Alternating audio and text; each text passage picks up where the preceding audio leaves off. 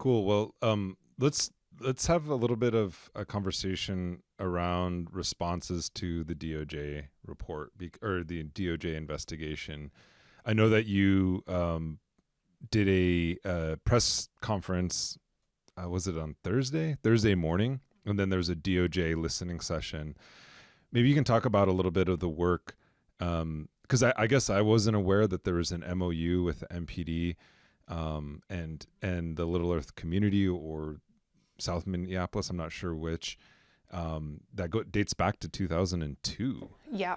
So the Unity Community Mediation Team was founded back in 2002, by individuals like Clyde Belcourt and Spike Moss and Al Flowers, different community leaders, not just in the Native community, but all the communities in Minneapolis. And that board, that organization, that group was founded specifically to have an open conversation, accountability, transparency with MPD.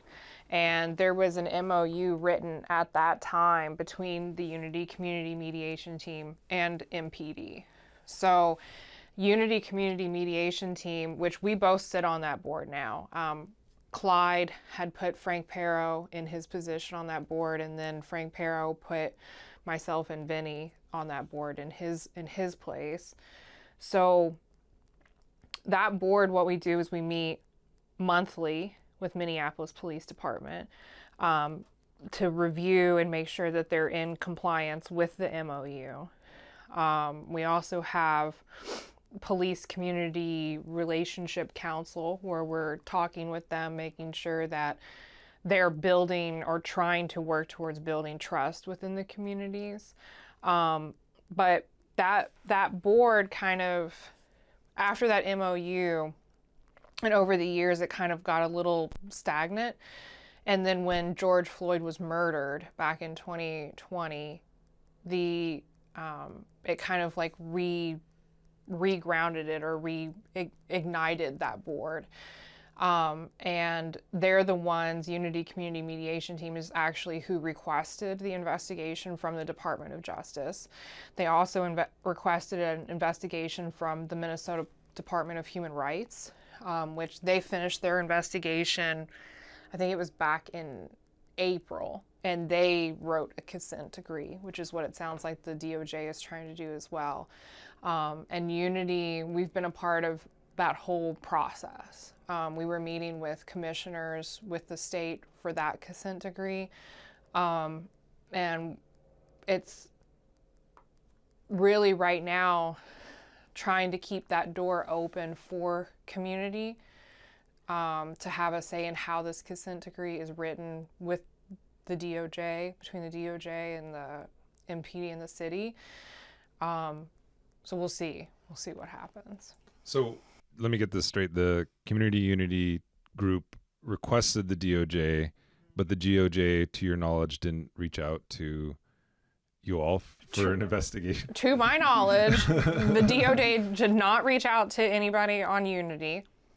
Like Vinny said, nobody that we know in community was asked. I've asked several directors in MUD if they had heard anything. Which is the Minneapolis Urban Indian directors. Mm-hmm. Right? Right. They're like the directors of all the main indigenous orgs in South Minneapolis.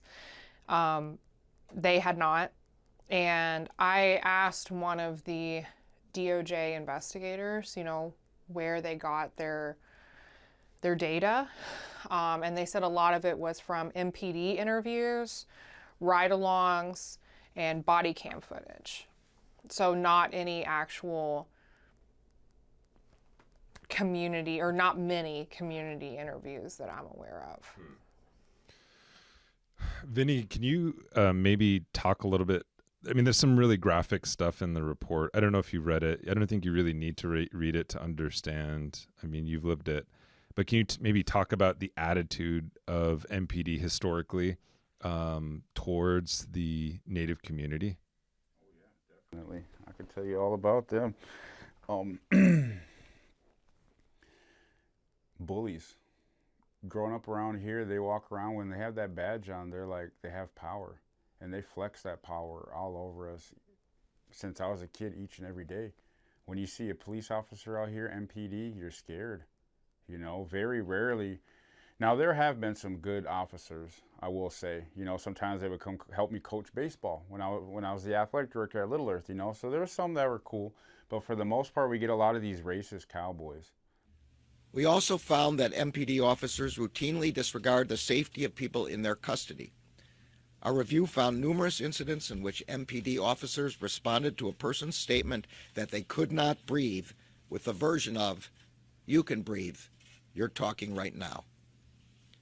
We also found that MPD officers failed to intervene to prevent unreasonable use of force by other officers. Indeed, as outlined in our report, years before he killed George Floyd, Derek Chauvin used excessive force on other occasions in which multiple MPD officers stood by and did not stop him.